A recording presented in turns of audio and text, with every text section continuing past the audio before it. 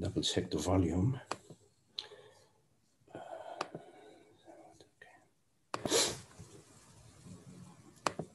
Okay.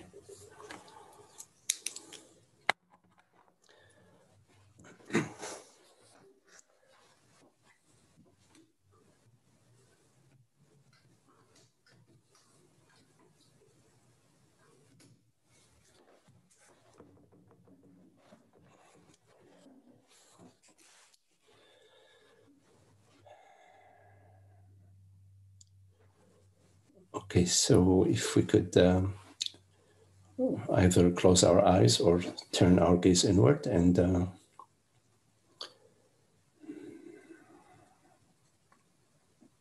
simply be.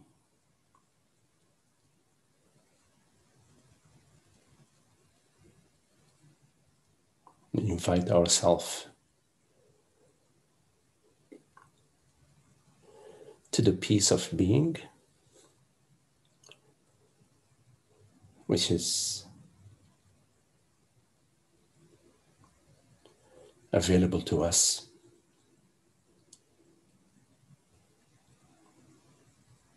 as our own intimate beingness, our own intimate being, our true nature, our true self, our reality.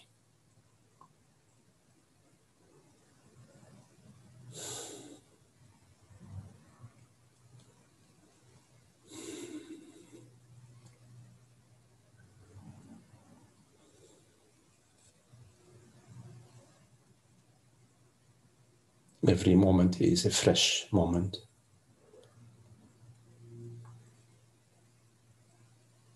Of presence,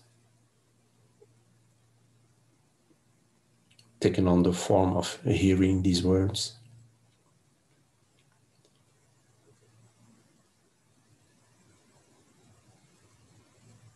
taken on the form of the breath,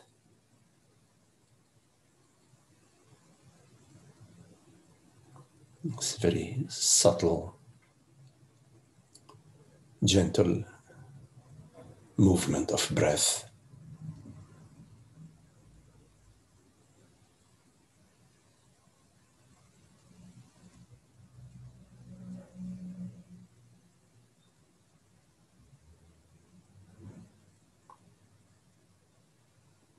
Taking on the form of the thought which appears, whatever thought appears.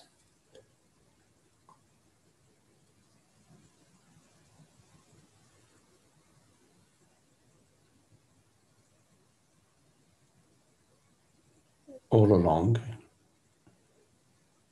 irrespective of what appears,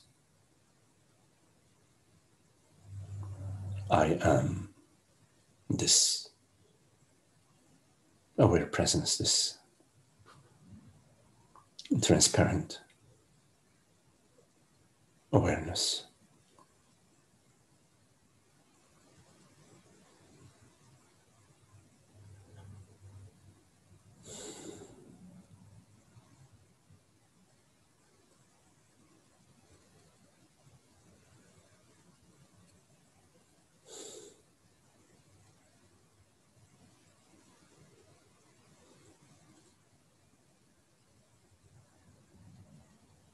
There is no need to do anything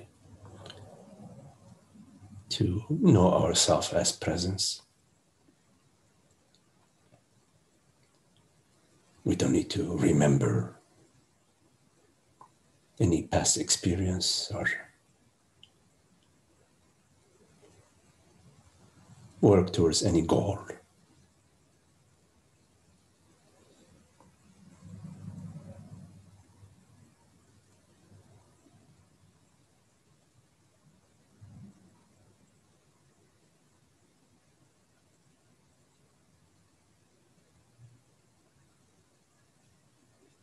Moment by moment, our experience is that of a fresh intimacy. The intimacy of awareness and the form that it takes.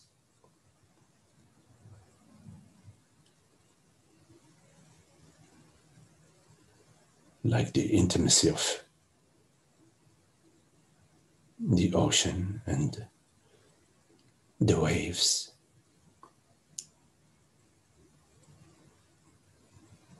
which are a form that the ocean takes.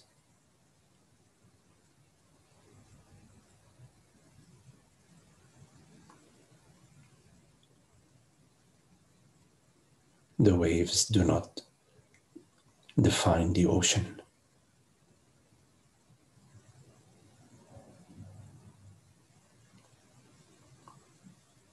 The ocean is self-defined.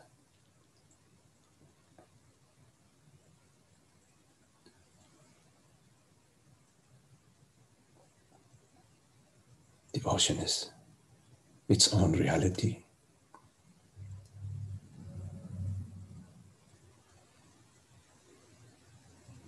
As well as the reality of the wave.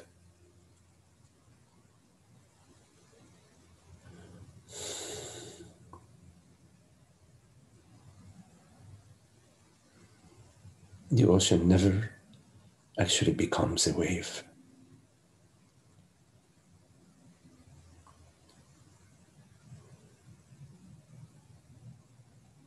Yet it appears here and there as waves to itself. It waves within itself, to itself, from itself.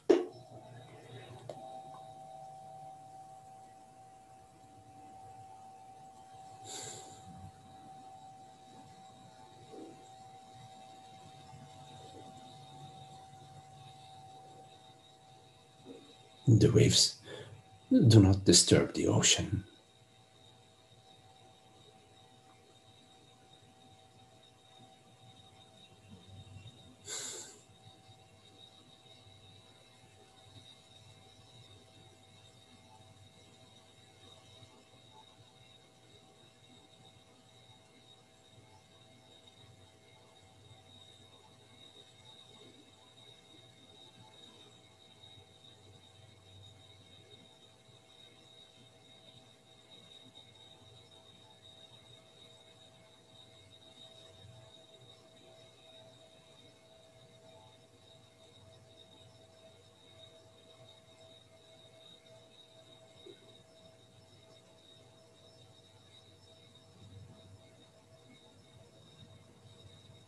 The ocean knows the waves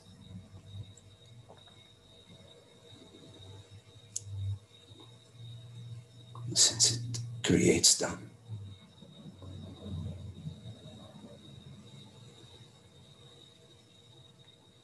The waves do not create the ocean.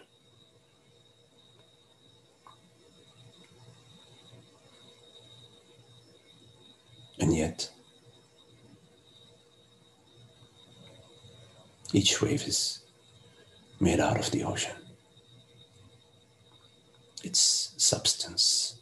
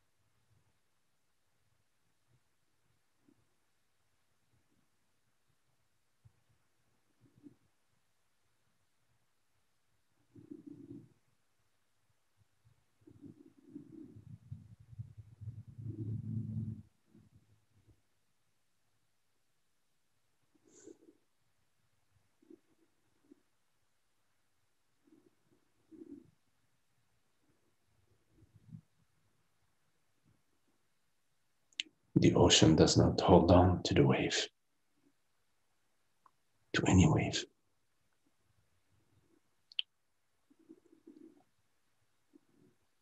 There is no holding on. In fact, in truth, in reality, there is no holding on.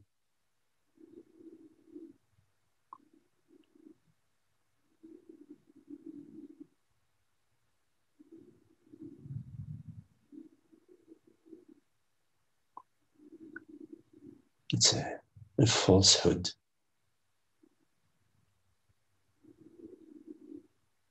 For the wave to be looking for the ocean, seeking water.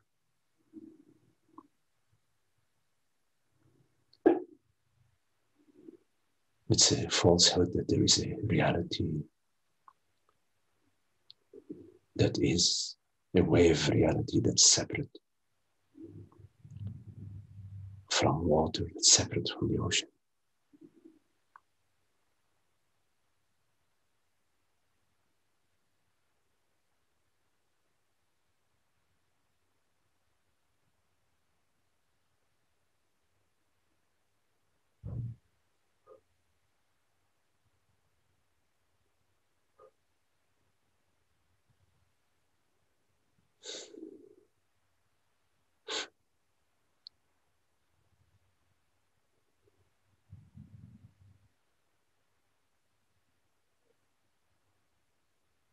When we are looking freshly,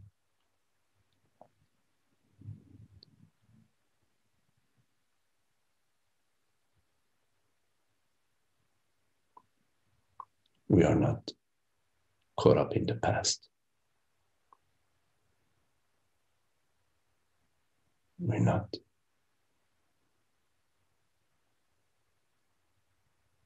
defined by time, by a storyline.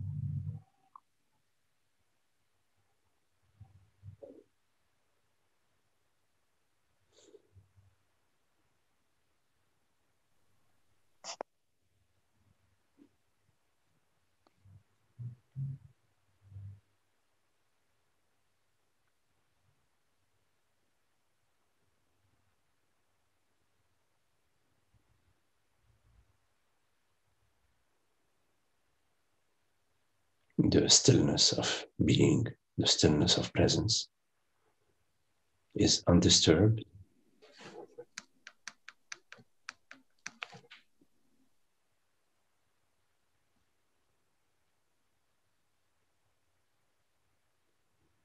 By whatever thoughts or sensations appear.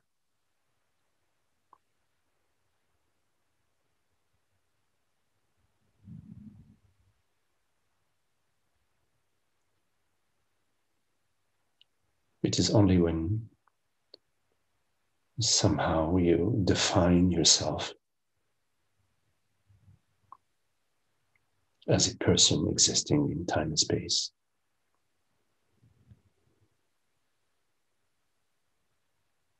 that you experience a past and a future, and regret and worry.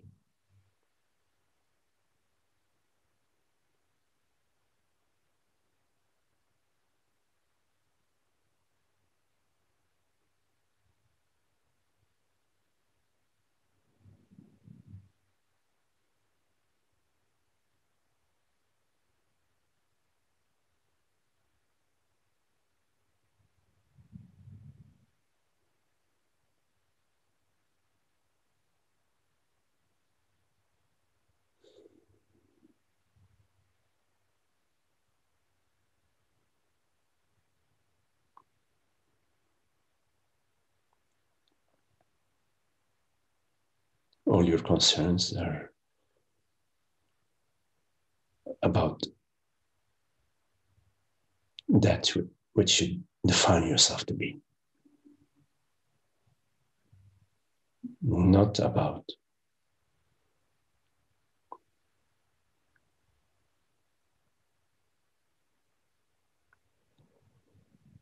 awareness, presence.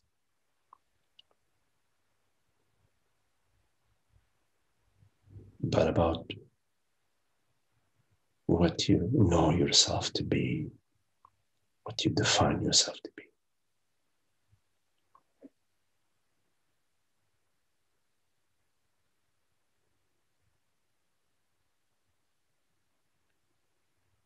Which is an unnecessary add-on.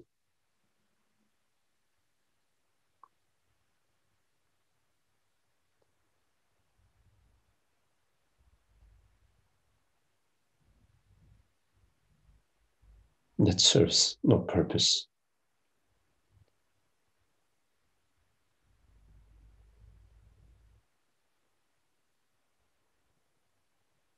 A heron flies to the pond and lands at the edge of the pond.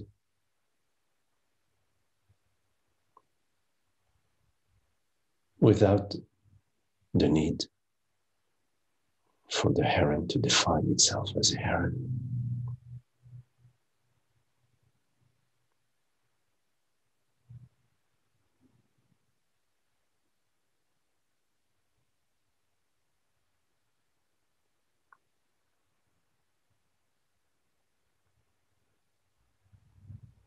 Bees fly from flower to flower without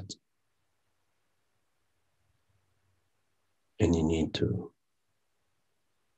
define themselves as bees.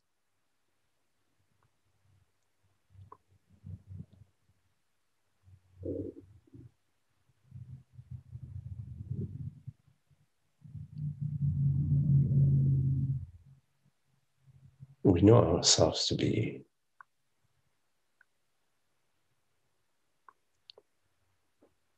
whatever it is that perceives.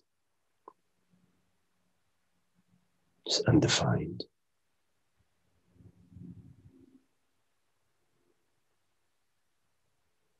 Yet undeniable.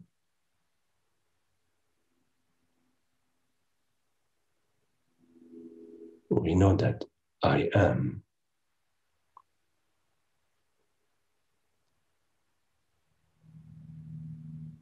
But this I is without definition.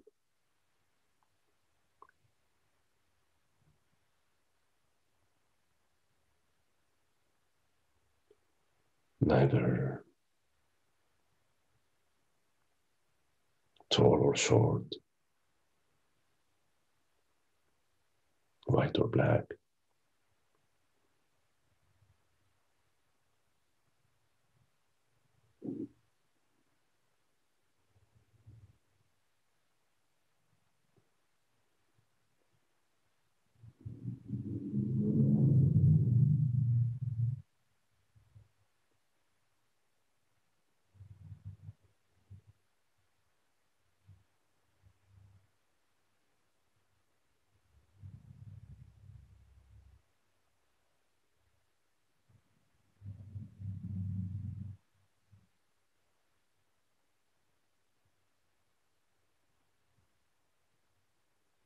But whenever we define ourselves to be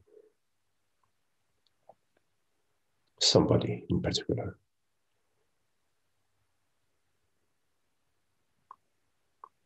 whenever we go to knowledge to define ourselves,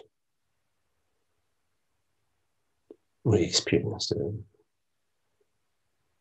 sense of limitation, separation, the angst, the sense of lack.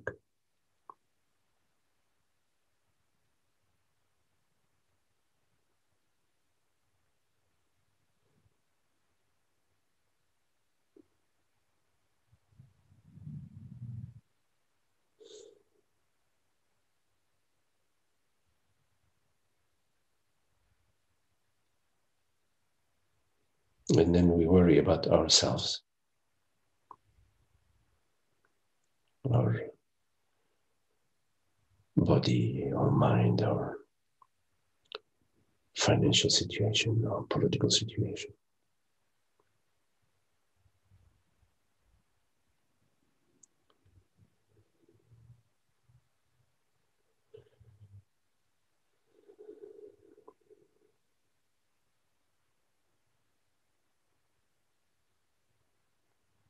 can we be not knowing moment by moment?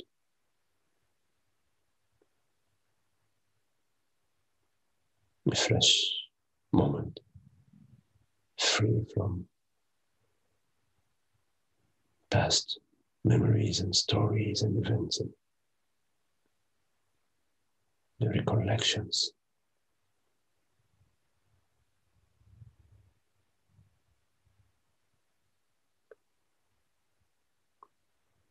Whatever is required appears in this moment. If a memory is required, it appears to you.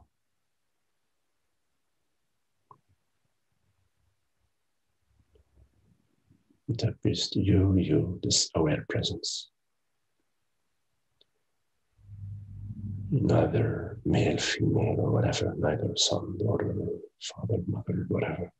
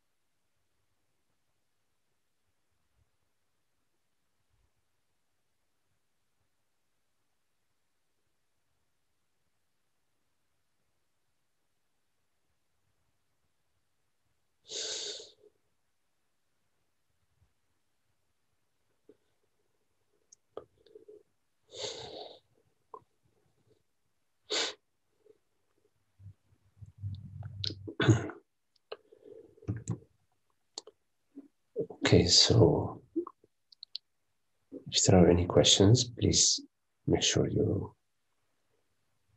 unmute your mic and turn on your video if you care to. This way we can see each other. So any questions?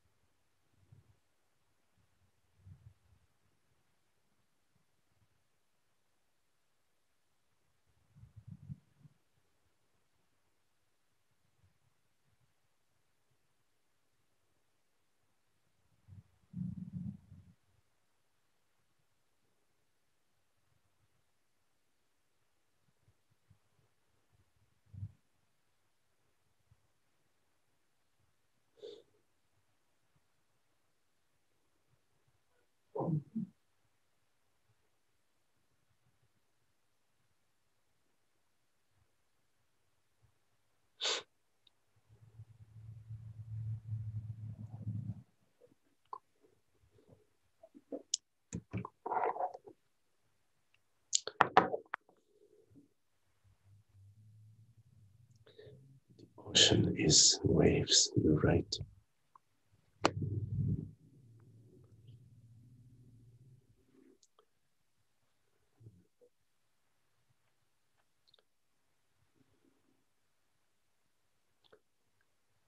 I'm not sure that you can define the ocean.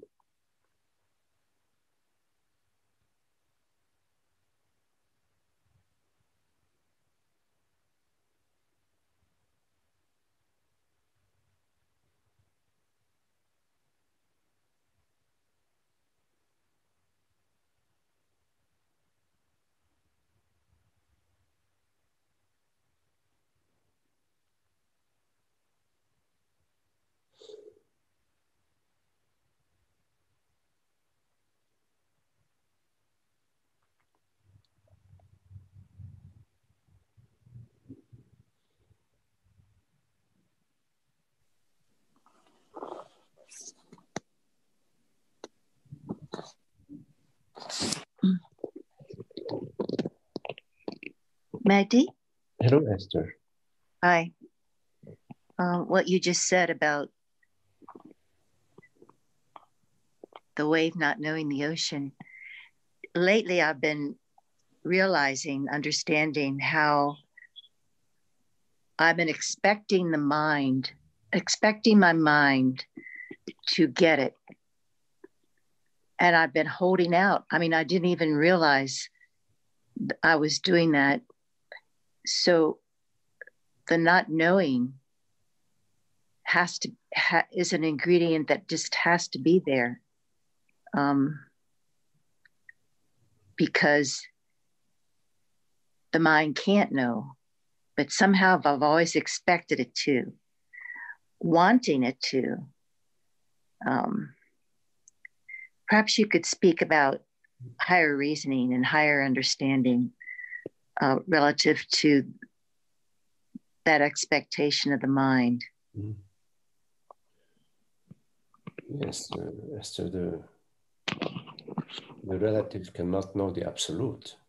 The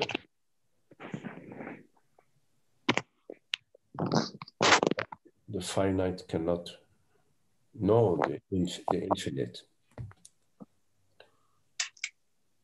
when we refer to the mind,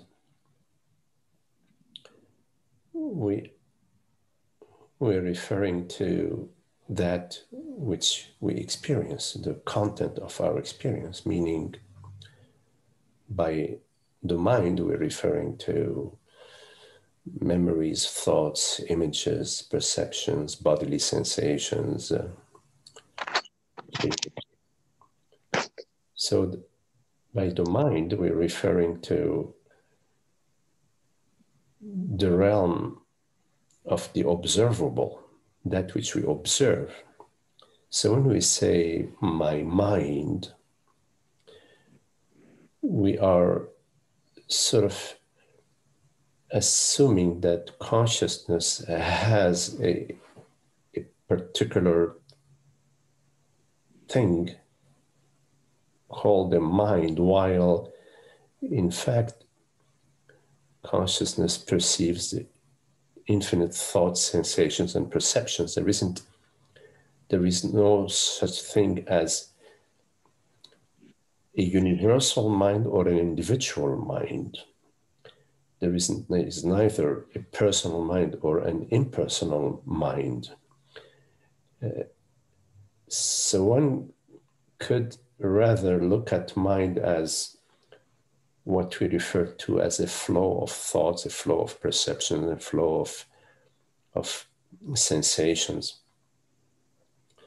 The idea that I have a mind and that my mind can get it, that my mind can, assumes first that there is an owner, there is somebody, could be a personal self or a universal self, that has a mind.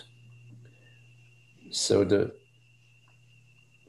from the perspective of the personal self, there is no actual personal self. The personal self is just a stream of, first, before the stream of thoughts and perceptions and sensation, there is the belief. The personal self is innate within the belief that I, meaning I consciousness, I awareness, is Esther or is Magdi, is a body mind. As soon as there is that belief on board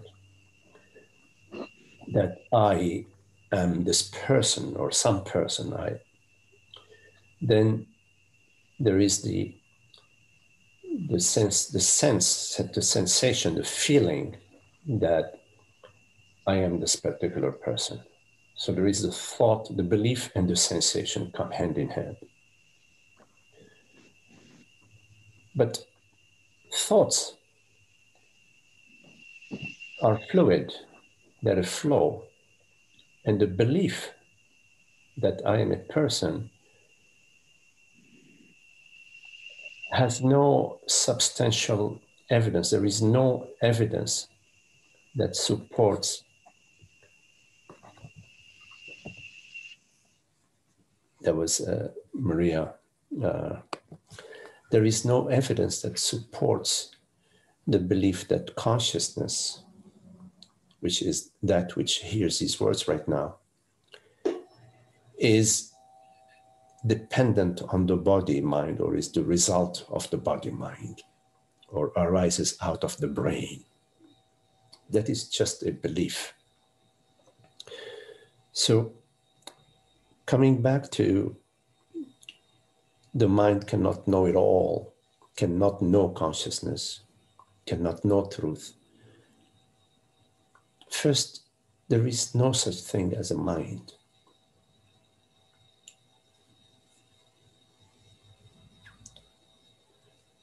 Secondly, a thought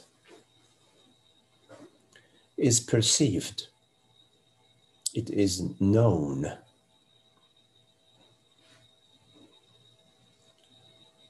A thought does not know you, does not know God, does not know another thought, does not know a feeling, does not know a sensation. So to be expecting that a thought or a sensation or an experience to know God, to know truth, is expecting a thought to know you. There is a falsehood in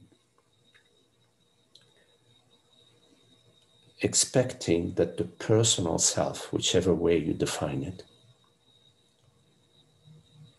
will come to freedom, will realize the freedom, will realize God's freedom. The personal self will never realize God's freedom,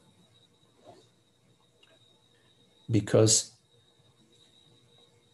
the personal self is illusory, and God's freedom is your freedom as consciousness, as awareness, as presence. It is only a misguided belief that I am a limited self that separates us from God. When that belief is not on board, you are that which you are. The reality of being is there. It's unveiled. The veil is the belief that I am a woman, a mother, a father, a son, a daughter, whatever, that I'm a human being.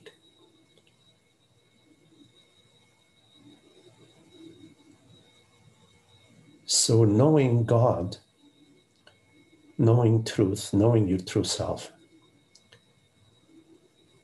is the absence of this belief. Whenever this belief is not on board, is not operating, you are this aware presence.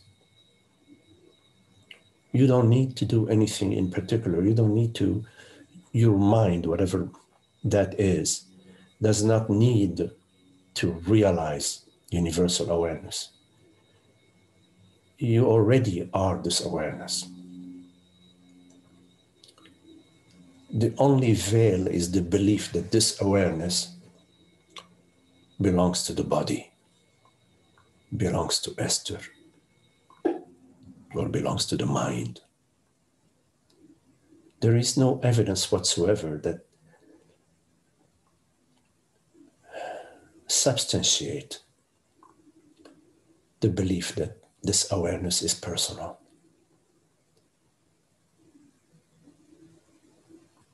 Awareness has no name. The body has a name, has an age, has a form, has a shape, has certain parameters. But awareness has no shape, no form, no borders, no parameters.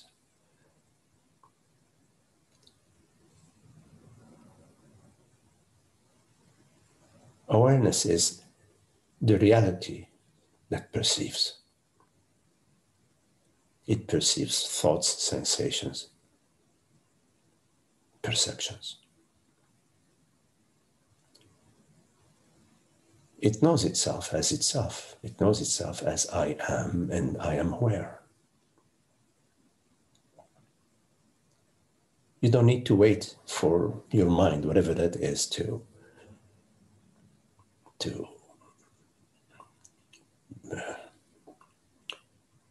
realize God. That's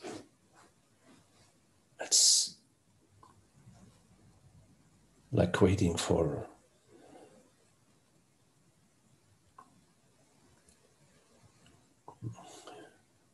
Santa Claus to bring you gifts on Christmas.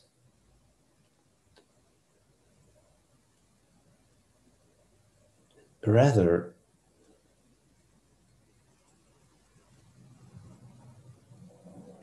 notice that, yes, there is a body-mind that we call Esther.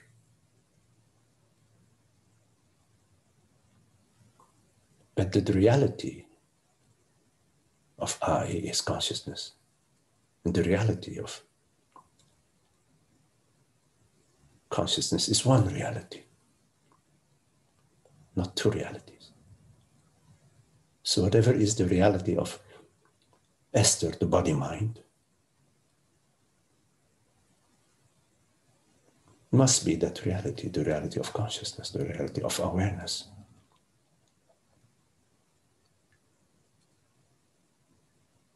Which you know yourself to be whenever you say I.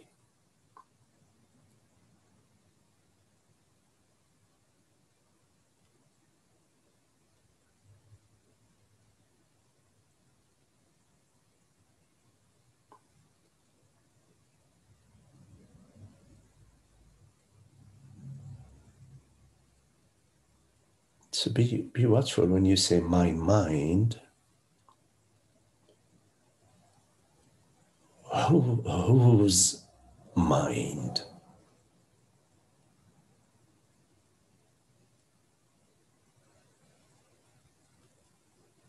Esther's mind. If it's Esther's mind, what do you mean by Esther? Is it the body? Is it, when you say Esther, which is the name of that your parents gave to the body,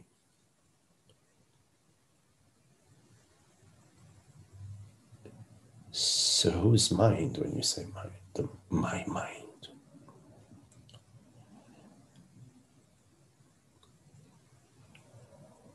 Is it consciousness's mind? And if it's consciousness's mind, consciousness perceives all thoughts, all sensations, all feelings, all perceptions. So consciousness perceives all minds. It doesn't just perceive Esther's mind. It perceives all perceptions. All of us here, whenever we say I perceive, although each body-mind instrument is located in a different home, in a different town, in a different city, in a different environment, meaning although each body-mind instrument is in a different design, has different shape, different wave-like, it is one I that perceives. I perceive. We all refer to I perceive. And the I that perceives in our experience is I consciousness.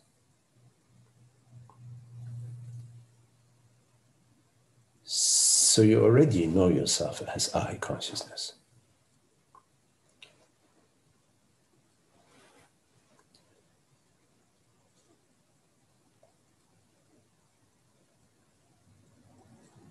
You follow? Yes, Magdi, you always take me back home. I've learned that the mind is so unreliable when it comes to the truth. That I've learned. And the other thing is that when it tends to dominate, the only way I can deal with it is to not go there and to stay in contemplation. It just seems that that's the only thing that's trustworthy. Mm-hmm. Yes, that's good. Also, you know, the mind has a master, so to speak. In other words, there is something that knows the mind. That is I. Yes, absolutely. I perceive the thoughts. I can perceive 10 thoughts. And I am, it just seems so obvious when we really look at it closely, because the unreliability of the mind is so blatant. Like, it can be distracted so easily, and just a flash, it changes. So think in terms of reality. Yeah, in terms of reality. Yeah, don't think so much in terms of mind. Yes, mind is a flow, it's like a river. Think in terms of reality. In your experience, there is a reality, whatever that is. There is, in other words, there is something rather than nothing. Think in terms of reality.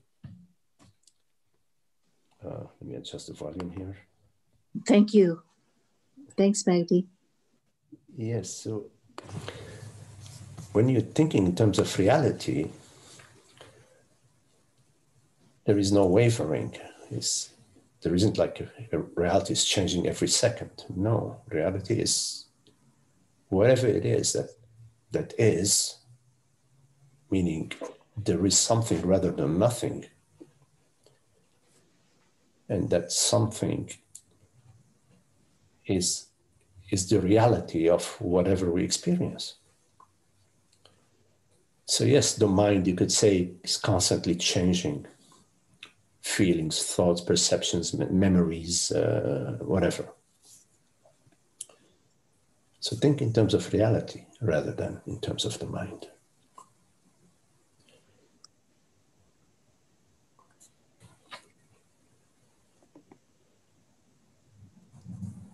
Hi, Magdi.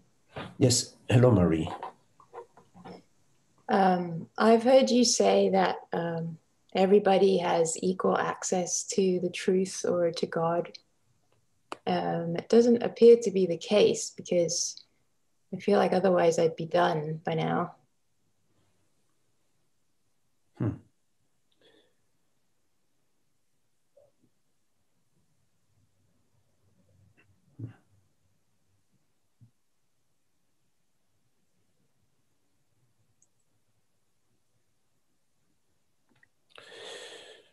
Well,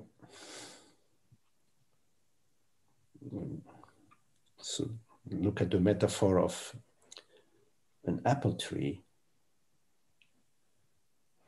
All the apples on the tree have equal access to the nutrition that comes via the roots. They have equal access to the sunshine, equal access to soil, nutritional values in the soil. And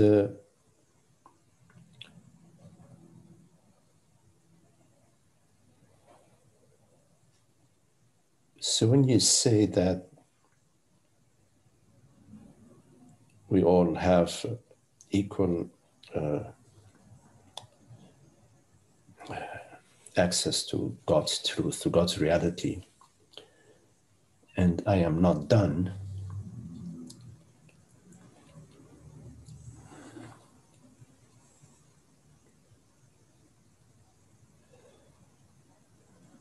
the I in your question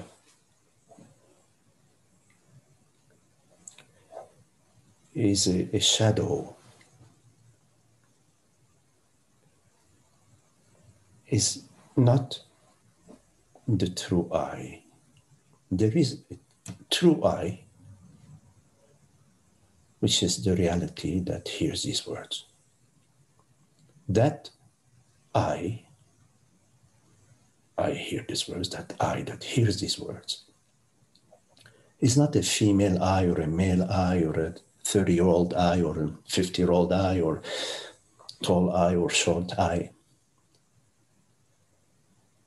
It is that same I,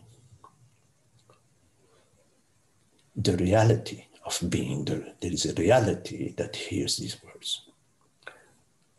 The words may be just some vibrations and some synoptic experience in the brain and some imagery of the brain that somehow composes this vibration or this movement into some understanding of it via English words. Right now we're speaking English.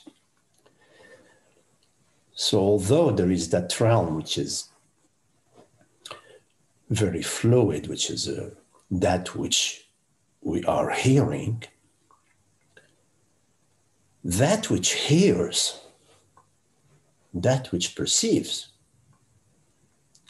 is not the result of the brain, is not the result of any movement of energy or vibrations of sounds or anything like that. That which hears is the same that which also perceives the sensation of your feet on the ground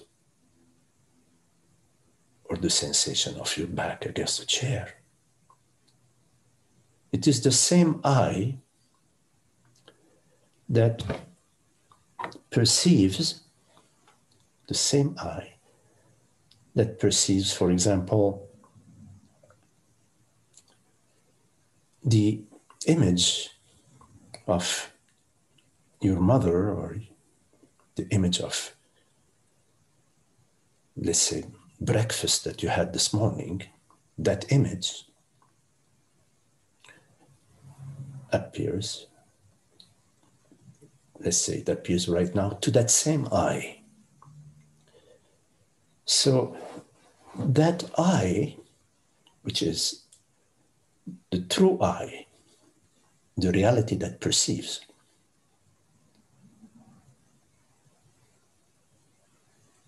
is not a body mind, is not a male or female I. It is a formless, and yet it's undeniable, yes? And so the question is that is that I not getting it? So when we say not getting it, we have to ask ourselves, not getting what? Not getting what? Well, I guess I would say, and that's my version of it, not getting the peace, not getting the happiness, not getting the freedom, not getting the joy, because God, we say, or God or truth, is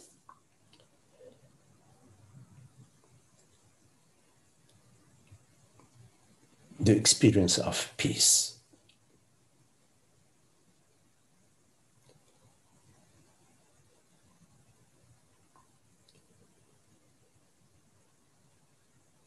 So in your question, let's see if we can change your question. So your question was, Magdi, you say that God has access to all of us, or God is available to all of us equally. I, awareness, not I, Marie, not I, the body mind, not I, the story, not I, the add-on, I, consciousness. I'm not getting it. Can you say that?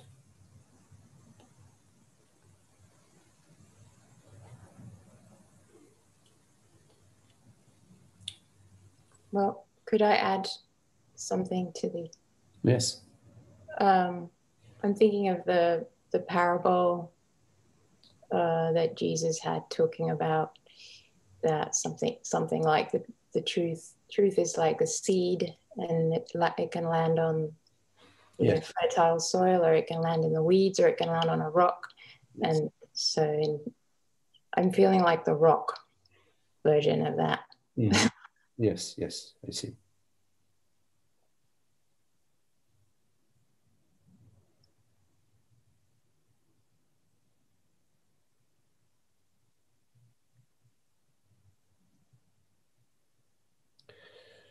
Well, whenever you assume yourself to be the mortal body mind, You are the rock.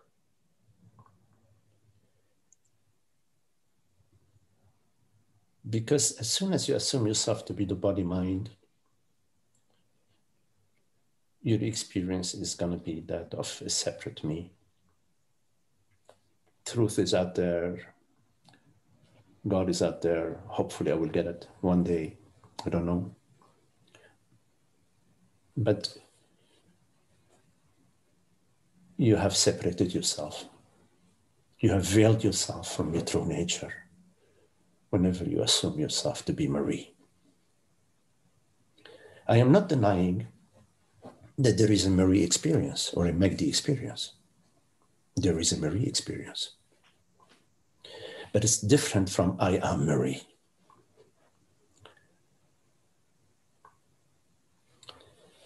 So the rock that you speak of is rooted in that belief that I am Marie.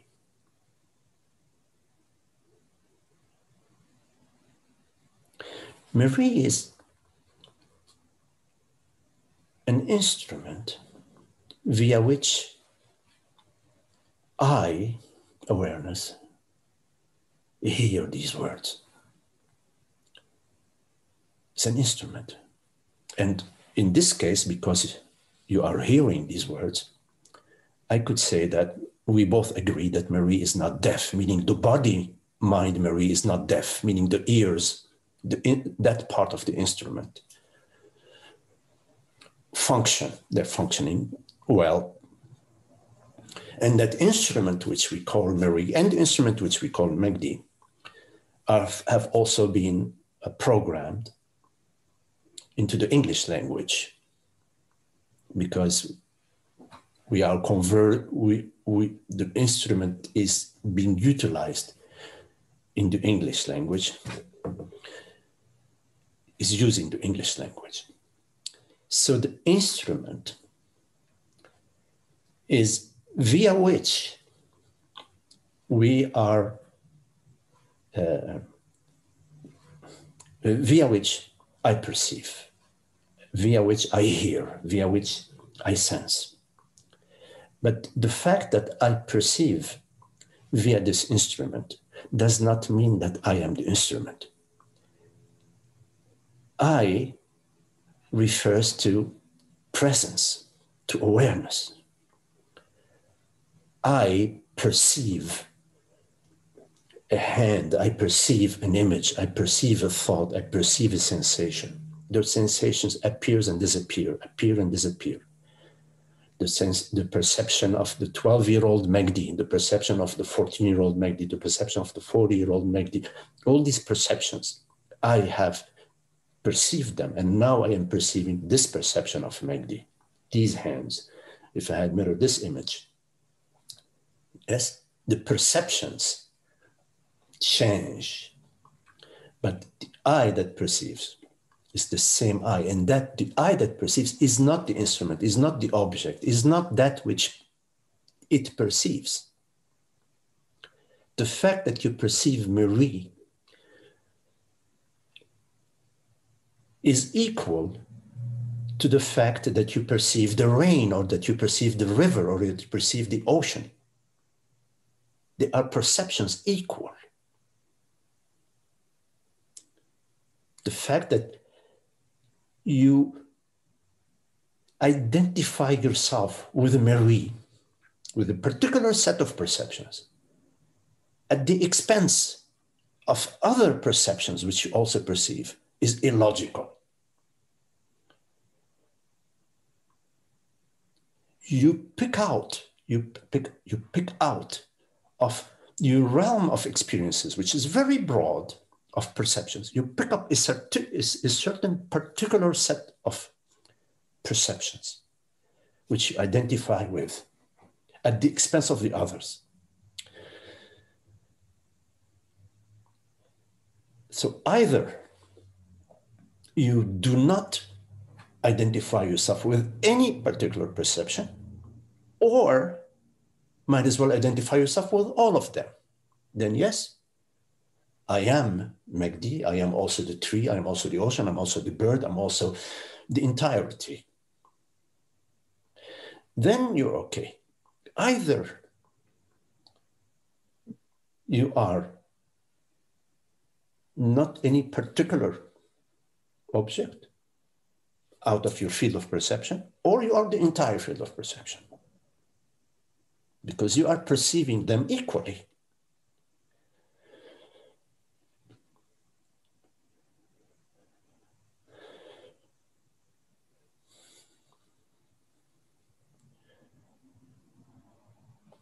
So what trips us is the belief that I am Marie. As long as we keep going back to I am Marie, then we are going to the rock. And you're right, then it's a rock. The seeds in the parable that you shared with me, the seeds would be falling on the rock.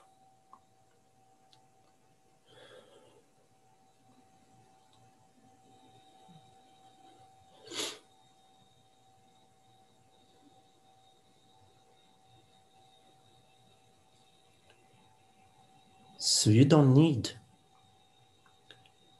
to discover God. Just do not choose to identify yourself with the body-mind. In the absence of the false, the truth is. Truth always is, but it requires the absence of the false, which veils it.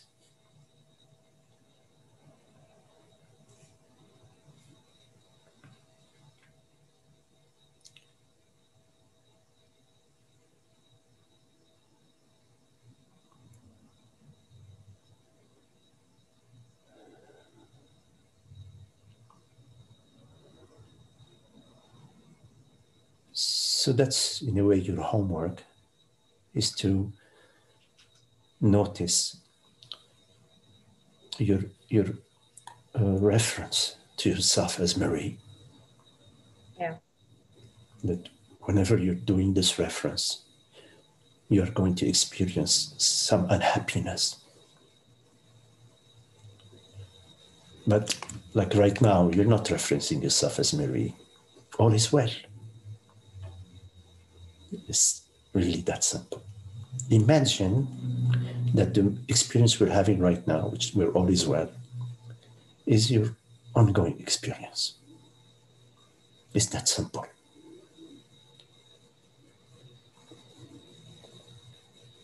You don't need to create the wide open sky.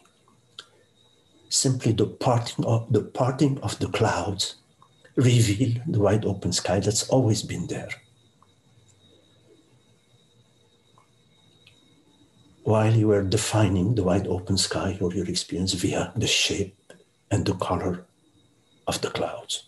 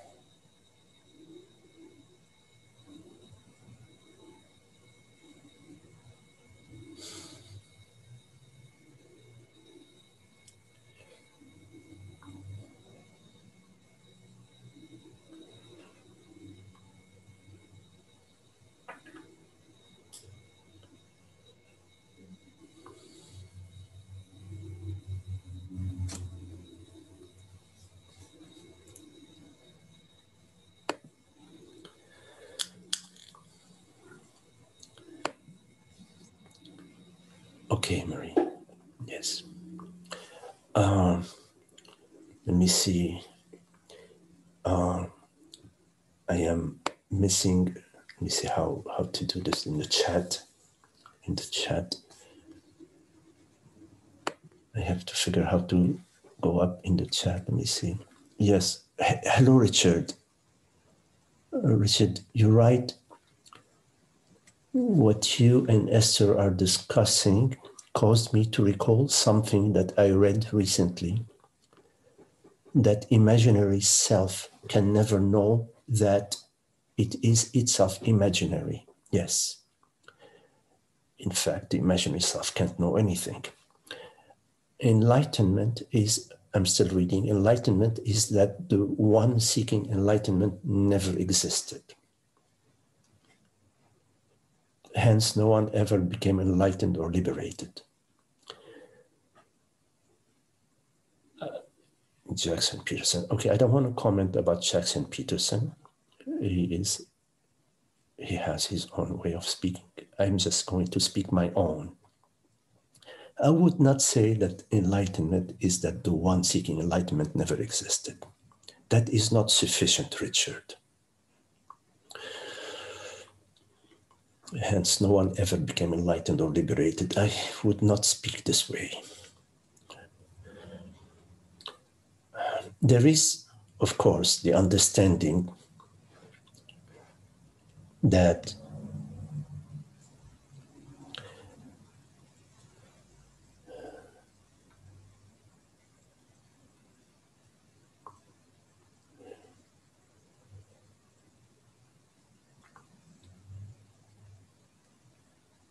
I does not refer to a limited body-mind, that I refers to consciousness.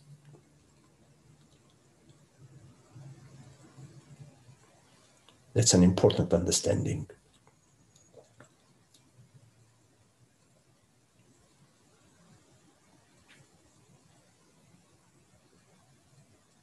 There is a subsequent understanding that consciousness, which is the reality of I, that which is referred to as I, is as well the reality of the world and the reality of the body and the reality of the mind.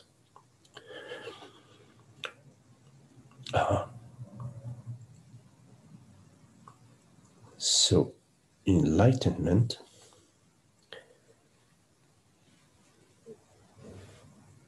is being established as causeless peace and happiness that is not altered or affected by any situations, by any conditions, by any events.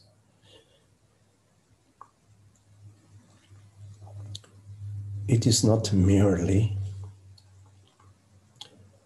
understanding that the one who is seeking enlightenment never existed, or that no one has ever become enlightened or liberated. I cannot speak that way. So I would not speak that way. But again, I am not, I don't like to make commentaries about other teachers, so I'm just speaking. Yes, and I wouldn't expect you to talk specifically to their teaching. I did that idea stuck with me, and then it sort of resurfaced when you were talking to Esther earlier. I didn't know if the idea was something that was helpful in your opinion, or maybe not helpful in your opinion. The idea itself. I would not go in that direction. Rather,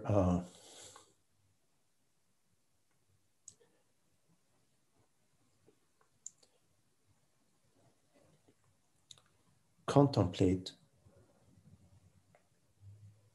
that I refers to reality, not to Richard's mind or Richard's experience or feelings or sensations. That there is a reality which we refer to as I. And there's only one reality. So yes, there is a world, there is a body, there is a mind.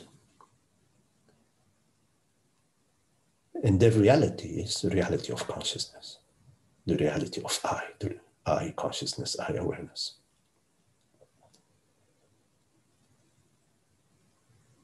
And so there is only one I, only one reality. When you say I, and you're referring to the body, to the mind, you are confusing consciousness, awareness, with whatever ways your parents and your society and your cultures have defined that body, that American citizen, whatever body, mind, you see. And that confusion is a crucial confusion, because in identifying yourself and identifying consciousness with the limited body mind, you would invariably experience, maybe not right away, but you will invariably experience, it's right there, the virus is there, the sense of limitation and the sense of lack, regrets and worry and angst and desire and hope, regret and worry about the past and about your past trauma and your future hopes. Invariably, you will become subject to all the events that are happening within your past and within your mind and within your culture and within, you become an effect to so many conditions. So it's a very important distinction, Richard.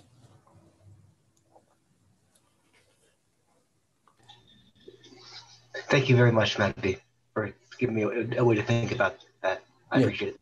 Yes. So somebody wrote, let me see. Oh, Maria. Hello, Maria. Can you please talk about belief? What is it?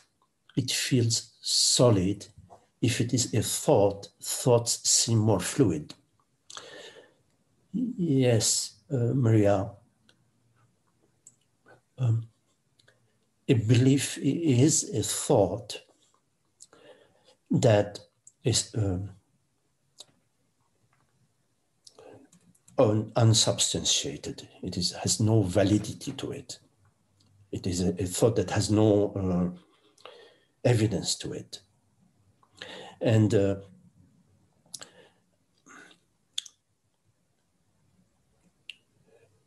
thoughts are fluid, but beliefs are not fluid, because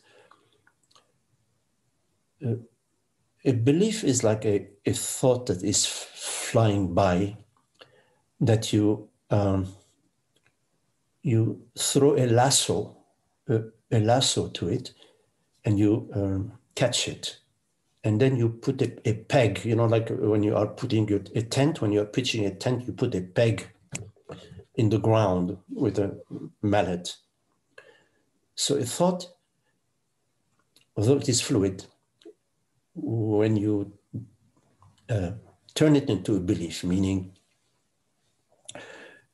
you stand behind this thought as being truth,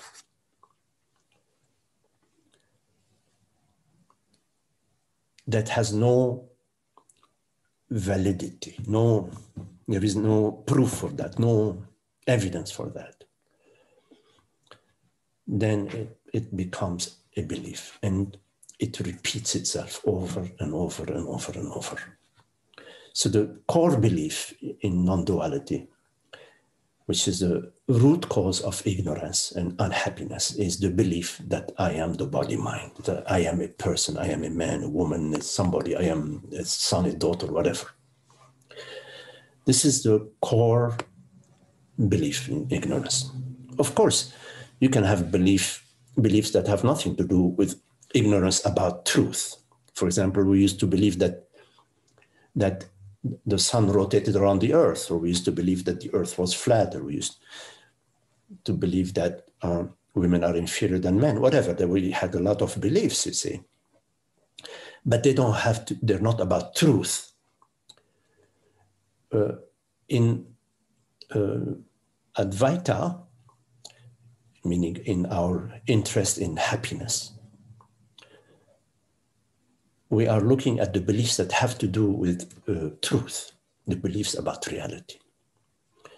So the belief that reality is personal is the thought that reality is personal when it becomes your belief. Because somebody could tell you reality is personal and it just goes as a thought. And next time somebody tells you reality is universal and it's like a thought, then it's not a belief. Because when somebody will ask you, hey, Maria, is reality personal or is it universal? You will say, well, I don't know. Because you have no belief. In other words, you did not catch any of these thoughts with a lasso and pegged it. So when you don't know, it's a very good position because you are free from belief. So I know that I am, meaning I know that there is something rather than nothing. I know that there is isness, there is reality. But I don't know what this reality is. In ignorance, we say, yes, there is a reality. And this reality, I know it, it is called Magdi. It is made out of matter, okay, which is the realist point, the materialist point of view, or it is made out of thought, which is the idealist point of view. But the model that is best to adopt is I don't know. I am, but I don't know what I am. What's the problem then? There's no problem. I am, but I don't know what I am. You will find that most people are very unhappy with that. What do you mean I don't know what I am? I am an engineer, I'm a great mother, I'm a great doctor, I'm a great politician, whatever. Yes, but very few people you will find that would say, oh yes, I don't know what I am. But in fact, we don't know what I am. I just know that there is something rather than nothing, that there is a reality. One reality, which is the reality of the world, because there is a world, I perceive the world. It's a reality of the mind, the reality of the universe, and the reality of the body.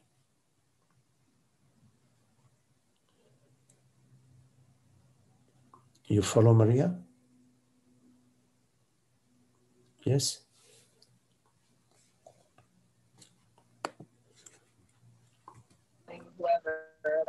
Yeah, Magdi. Yes, yes. Yeah, it's the you, I guess, like when you say as soon as you assumed yourself to be a body mind. I just noticed another part of your question. I hadn't seen it, Maria. Oh, okay. Whenever you assume yourself, I'm reading what you wrote, whenever you assume thank you. To be a body mind, can you speak about this you and yourself? It's like the instrument can have beliefs and assumptions. Oh, okay. No. Yes, a good question, Maria. I had not seen that read below. So, no. When I say whenever you assume yourself to be a body-mind, meaning whenever you, consciousness, assume yourself to be a body-mind. I am not saying whenever you, flesh and bones, and synaptic activities in the brain and blood flowing through the veins and what. I'm not speaking to an instrument. I'm not speaking to the machine. It is you consciousness, you awareness. You assume yourself to be a body-mind. You identify yourself with the body-mind.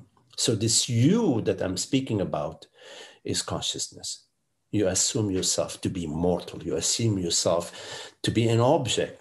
Like I was saying earlier, I think to Marie, I believe, why do you pick out of your experience, which is, you see the world, you breathe the air, you sense the heat of the sun, you perceive the sun. Why do you pick out of your experience a particular set of experiences, which you refer to as Maria, and you exclude the rest of your experiences? Say, oh, no, the sun is not Maria, the car is not Maria, the river is not Maria. Maria is this particular thing. And while you're experiencing everything equally, you are perceiving right now this image, you are perceiving the sensation of the car moving within your body, you're perceiving the sensation. If I tell you right now, turn your attention to the sensation of you driving, you are perceiving a certain sensation, which is also you're perceiving, hearing these words. You are also perceiving the sensation of your back against the seat. You are also perceiving the image of, for example, Maria, an image that arises for you in your mind, Maria. You're perceiving also the image of your daughter. So you are perceiving all these perceptions equally. They're all arising in the same space of awareness. They are appearing all equally to you. That is your experience. That is also my experience. Anyways, coming back to your question, yes, do you in that assumes that I am a separate self, that I am this body mind is consciousness.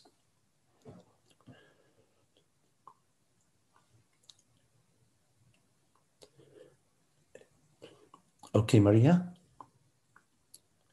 Okay. Yes, thank you so much, Magdi. Okay. Thanks. Sure. Frank, you're right. Is there individuality in consciousness?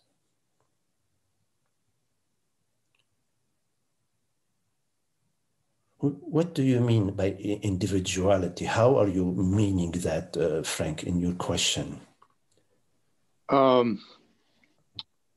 I brought that up because I remember when I studied Christian Science for a long time, and their belief system is that even though we're all, there's one spirit, but within spirit there are individual beings, not separate, but there's a certain individuality. Like you and I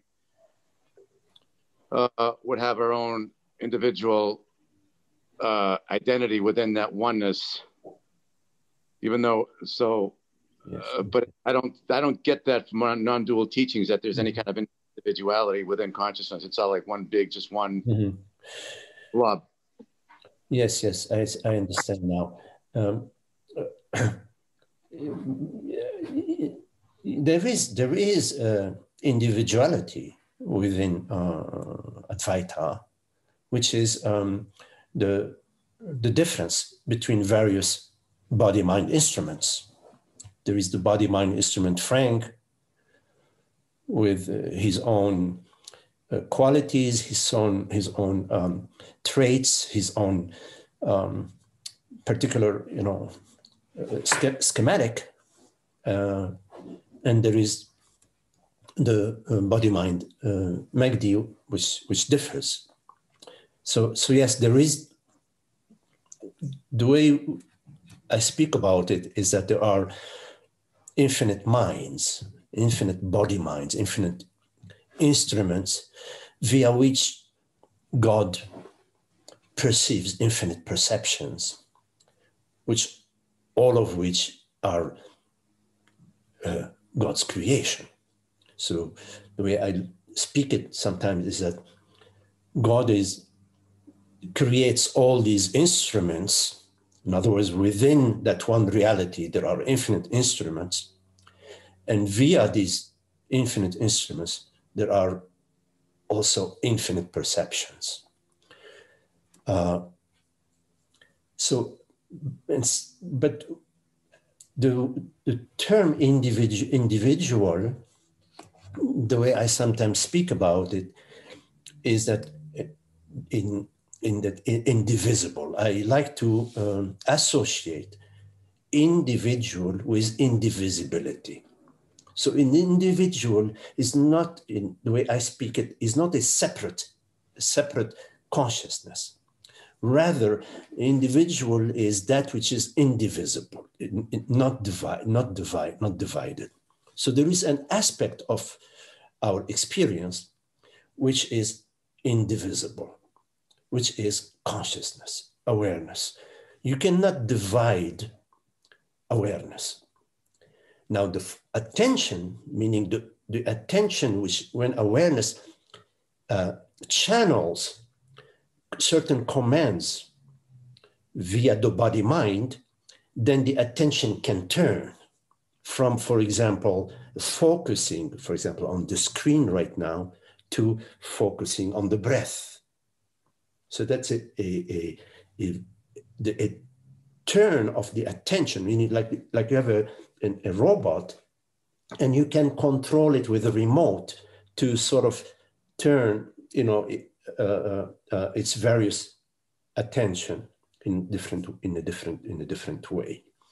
So there can be a difference in attention, but the indivisibility is that whichever way your attention is turned, it is the same awareness that is perceiving it. When you turn your attention towards the breath, it's the same eye, the same awareness. The breath appears within the same awareness.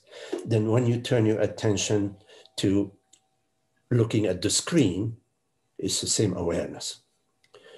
So there isn't a separate individual, like a separate consciousness within the non-dual teaching. But there are, of course, infinite minds. A good metaphor of that, Frank, is the ocean and the waves, or the wide open sky and the various clouds. There are infinite clouds, different colors, different densities, different shapes, different water content, etc.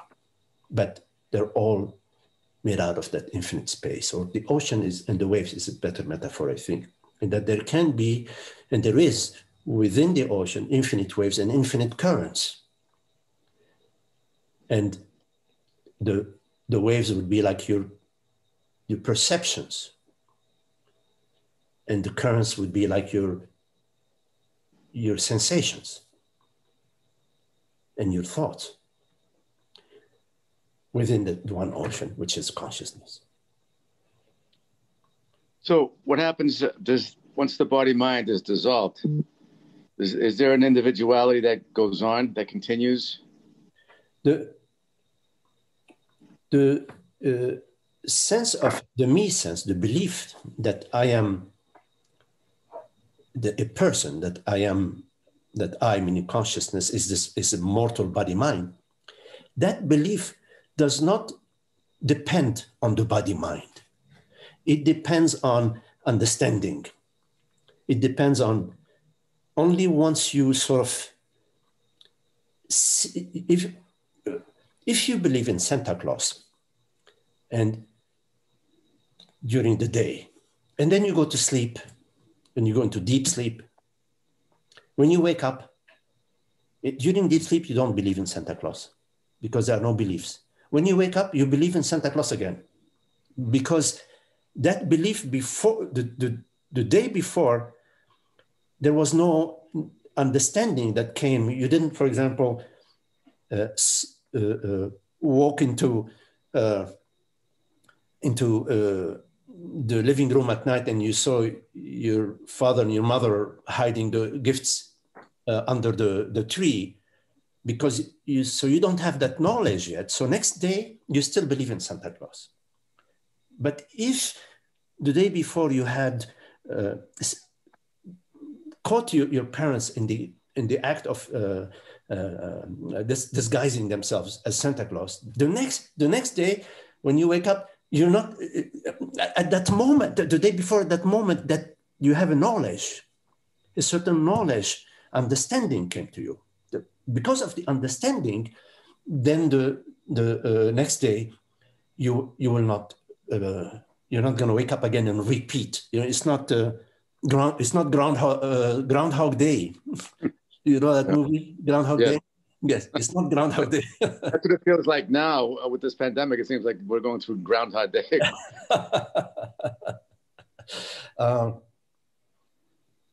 Yeah, well. Anyway, go ahead. Yeah. I think I took you off your what you were saying. Yeah, no, I just wondered. I don't know if you know what I'm trying to say when I think about the idea of the body when we die, the body, mind. Yes. So there's a transformation there, and I'm just wondering if the transformation is you let go of the belief in the body, mind, but there's still some kind of leftover sense of some kind of individual. Not an entity per se, not separate from the rest, because it's all one, but some kind of individuation. Well, the belief in a separate self, the belief in a separate consciousness, in a limited consciousness, is the ignorance. That's what we're talking about. So that belief, if it's still alive, that belief is still alive. It doesn't depend on the body mind. It depends on understanding. You see, in other words, it doesn't matter whether it's the year 2020 or the year 5050. It doesn't matter. That belief is on board, and until we see its falsity. So in your question, there is the assumption that when the body dies, I die. In a way, I'm suspecting that in your question, there is, when I die, will the belief that I am a separate self continue? Because I'm sensing that. No, not that's not what I'm asking. Maybe I'm just not using the right words. I realize it's all one mind, one consciousness. Right now, we're believing that we're a body mind, and I know that dissolves at some point. But my question is, once that dissolves, is there still a sense of with oneness? Is there a sense of like different points within the oneness where maybe there's communication between these points or whatever, all within the. So you're not talking about the death of the body. You're talking about the dissolution of the belief of separation. Well, I know there's no separation. Well, like different points within the one consciousness. Are there still different points within consciousness where there's communication between these points, just like there is now? No, there are no points between consciousness. Mm-hmm. So there's no communication. There won't be communication. Different points within consciousness, just like there is now with you and I, where like pretty much consciousness talking to each other, right? To itself. Wouldn't you say right now, you and I talking? Yeah.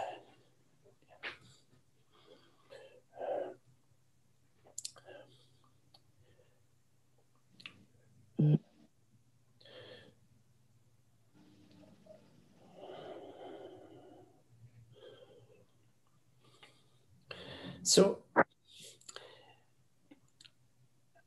in fact,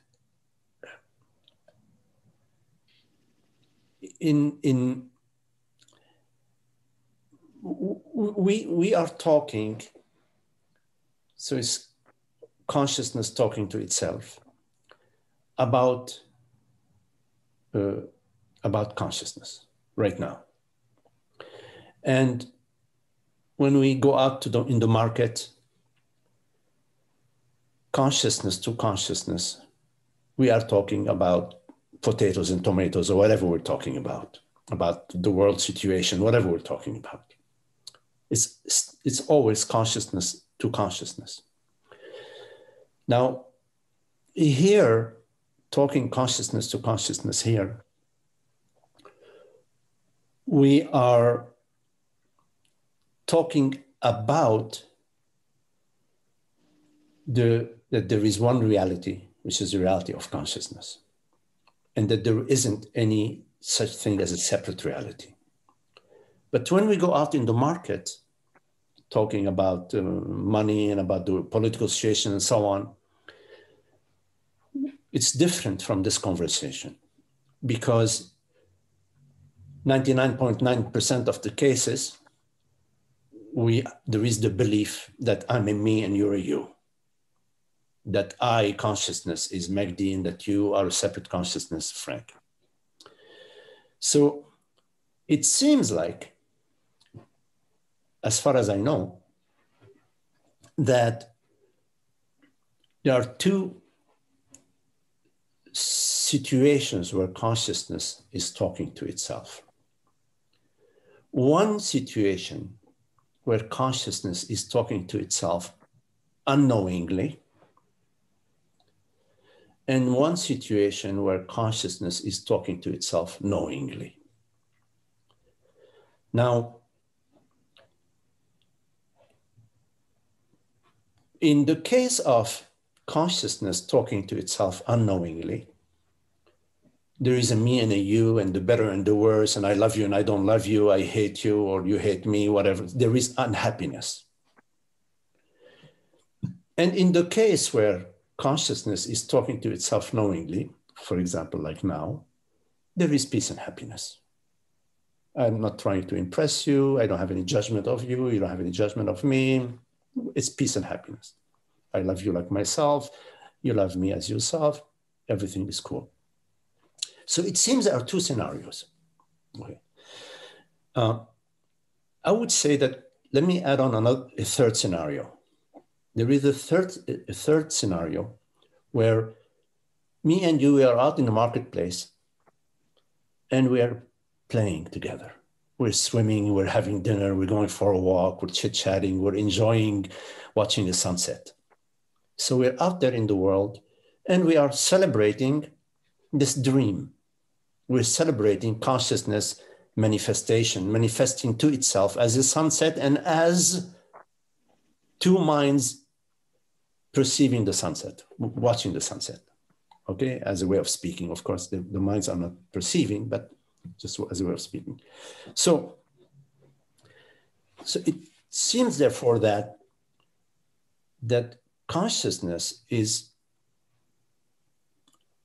let me use the words, playing the game of celebrating its creation by enjoying watching the sunset, to experiencing unhappiness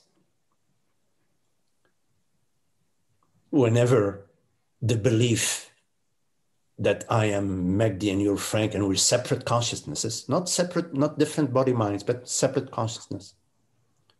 3, returning, enjoying and contemplating its reality, which is what we're doing now. So as far as I know, this is the game in town in terms of how consciousness is, let's say, dancing. It is either contemplating or celebrating or suffering.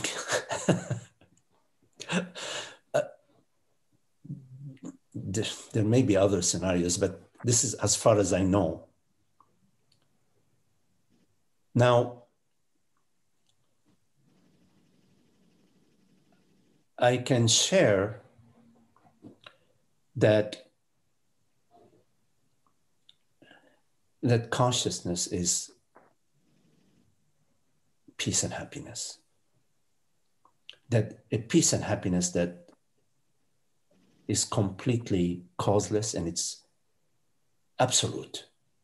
That I can share with you. But it does also seem, and we all have a first-hand experience with that, that also there is the aspect of ignorance and suffering.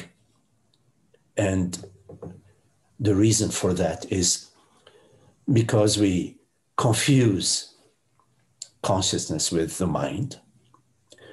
And also we are both, all of us are privy to how much celebration there can be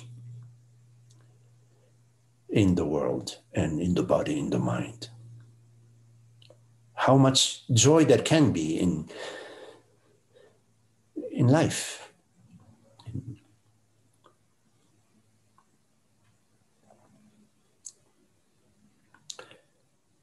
Hopefully it has addressed more or less your question, Frank. Somewhat. I'm not, it's okay. I'm just putting it out there so that I can, maybe something else, you know, but it's okay. I have limited understanding right now, but that's okay with me. Okay. Thank you, Magdi. Yeah, cool.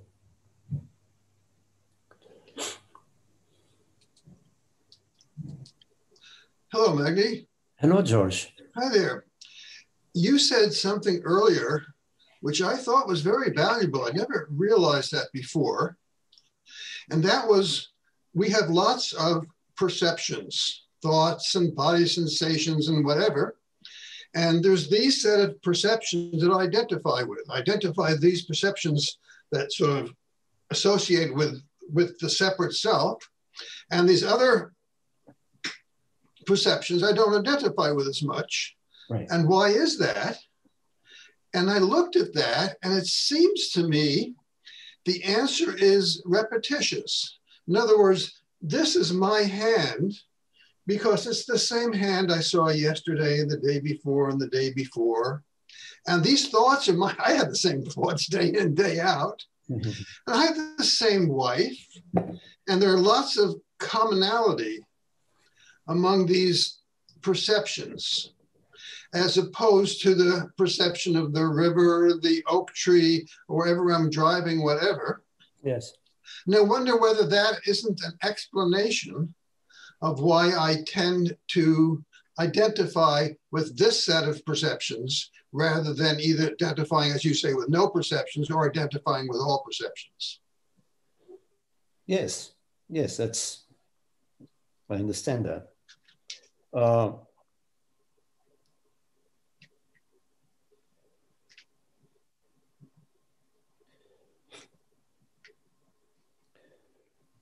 Like the most repetitious thing that there is, you know, is our heartbeat or our breathing, the breath of the body. And yet you don't identify with the breath of the body. I don't really experience that. And most of the time when I'm breathing, I don't have a perception of that. It goes on, but I don't really feel it. You know what I mean? It's well, yes, but still, this is the most repetitious, the closest. I mean, it's your heartbeat is most repetitive. Now, you don't perceive your face. True. You perceive it, okay, maybe 50 times a day when you look at the mirror. I don't know, or you. No, you're right. Yes. You don't perceive your face, and you don't even perceive you don't even perceive your body most of the time. You're looking, you're most of the time. Right now, you're not well. Okay, you see yourself on the screen. Of course, I mean, it's a bad example, but most of the time you're looking out. You're looking outwardly. Yes, you're right. Yes, yes. So And for a lot of people, maybe not in your case or my case or whatever, for a lot of people, they're out working 10, 12 hours a day. And they come home, they spend 3, 4 hours a day, and then they go to sleep. So they're experiencing the world via their senses much more frequently, because you're using the term frequently or repetitively, much more frequently or repetitively than they're experiencing their own home and their own body. They're experiencing the body of their boss or other people who are working with them, depending on what you're doing, much more than you're experiencing, your own body. Yes, no, you're right. But when they go to the office, they go to my office. There's an identification of, but you're right, I understand. There's an identification, this is my office, because they go to the same office day in, day out. But I understand what you're saying. Yes. And as you said, like, you say, well, I'm experiencing my own bodily sensation. In fact, you're not even experiencing your own bodily sensation. Right now, you're not even experiencing the sensation of your feet on the ground, except if I tell you about it.